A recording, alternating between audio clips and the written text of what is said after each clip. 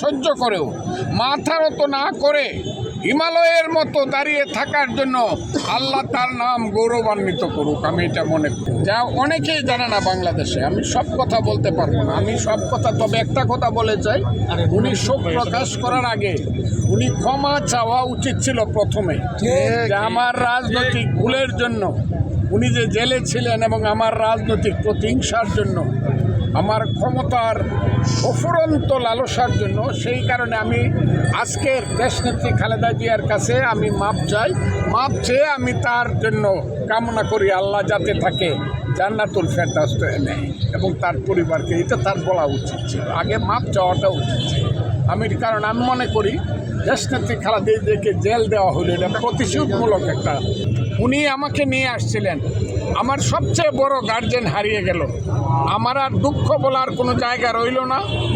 আমি এটা বলতে পারবো না আপনাদেরকে, ওনার বয়সের আমাদের বয়সের মধ্যে খুব ডিফারেন্স নেই, কিন্তু আমি তাকে মাতৃরূপী মহিলা হিসাবে সম্মান করতাম। আমার বয়স 78 বছর।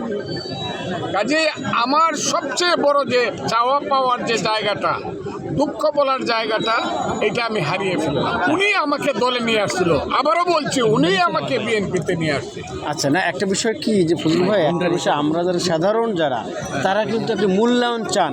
আপনার একটা মূল্যায়ন আমরা জানতে চাচ্ছি ওনাকে নিয়ে।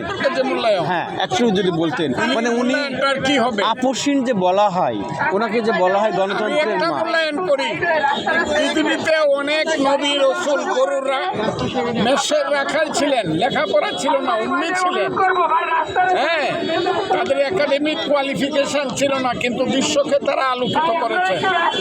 এই দেশে, এই পৃথিবীতে অনেকেই লেখাপড়া কম ছিল একাডেমি, রবীন্দ্রনাথ ঠাকুর, কাজী নজরুল ইসলাম সহ মৌলানা আব্দুল হামিদ খান ভাসানী, তাদের সঙ্গে ইতিহাসে আমাদের নেত্রীর নাম জ্বলজ্বল করে জ্বলবে।